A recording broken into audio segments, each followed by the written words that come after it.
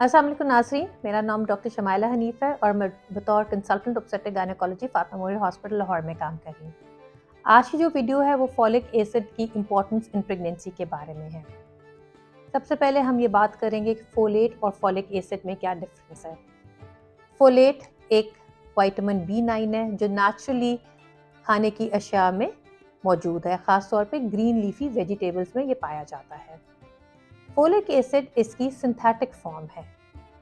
दोनों में फ़र्क क्या है?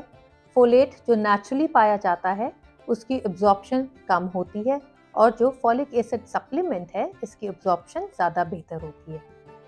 इसलिए ये एम्फसाइज किया जाता है कि वो ख़वातीन जो प्रेगनेंसी प्लान कर रही हैं उनको फॉलिक एसिड सप्लीमेंट शुरू कर लेना चाहिए। अब हम बात करेंगे कि फॉलिक एसिड की इम्पोर्टेंस क्या है। ये देखने में आया है कि फॉलिक एसिड की मौजूदगी में बेबी के अंदर न्यूरल ट्यूब डिफेक्ट्स के चांसेस बहुत कम हो जाते हैं।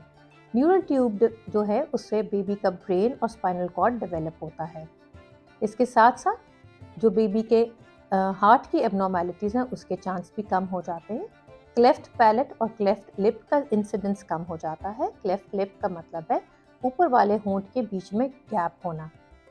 फॉलिक एसिड लेने से माँ के अंदर खून की कमी का चांस भी कम हो जाता है।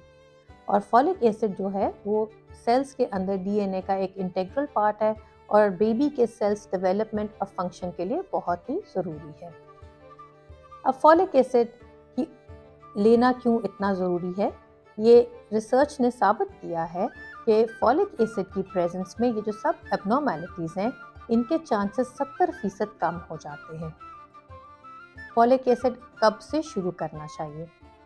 ये रिकमेंड किया जाता है कि वो ख़वातीन जो प्रेगनेंसी प्लान कर रही हैं उनको फॉलिक एसिड कम से कम प्रेगनेंसी ठहरने से 3 महीने पहले ही से शुरू कर देनी चाहिए।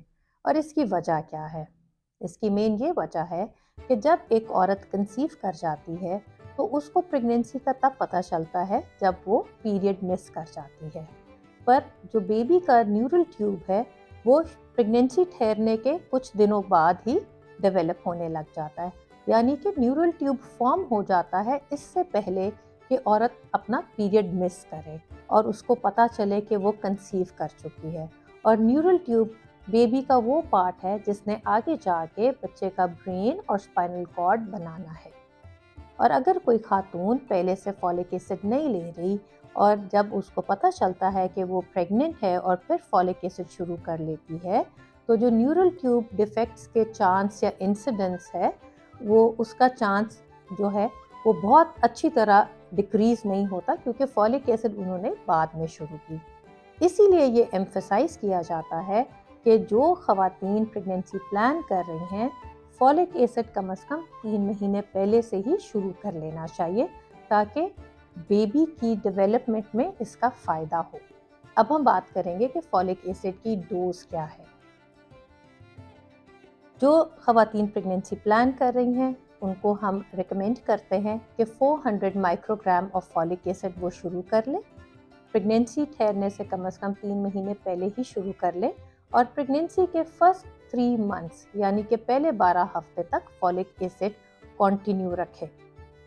वो ख़वातीन जिनके पिछले बेबीज़ में न्यूरल ट्यूब डिफेक्ट्स रहे हैं या कि बच्चों में कार्डियक डिफेक्ट्स रहे हैं उनमें इंक्रीज फॉलिक एसिड डोजेज का रिकमेंड किया जाता है जो कि है 4000 माइक्रोग्राम यानी कि 4 milligram of folic acid.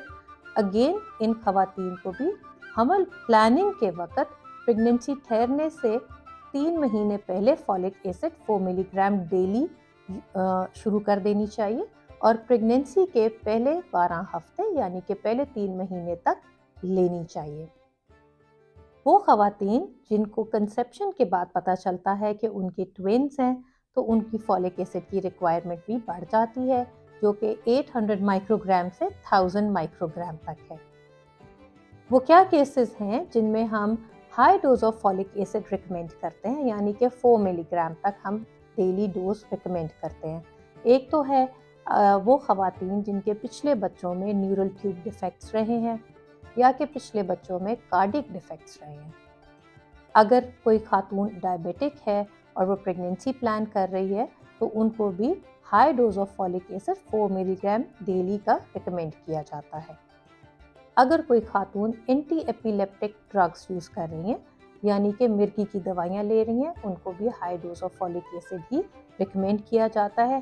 Pre conceptional से लेके आगे थ्रू आउट प्रेगनेंसी कंटिन्यू करने के लिए एडवाइस किया जाता है।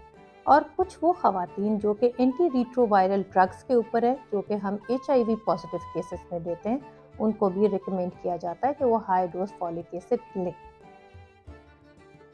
अब हम बात करेंगे कि फॉलिक एसिड की जो सप्लीमेंट दवाई है या टैबलेट है वो कब लेनी चाहिए। ये एडवाइस किया जाता है कि फॉलिक एसिड आप दिन के टाइम पे लें, यानी सुबह के वक्त लें। आप पानी के साथ ले सकते हैं या आप चाय के साथ ले सकते हैं।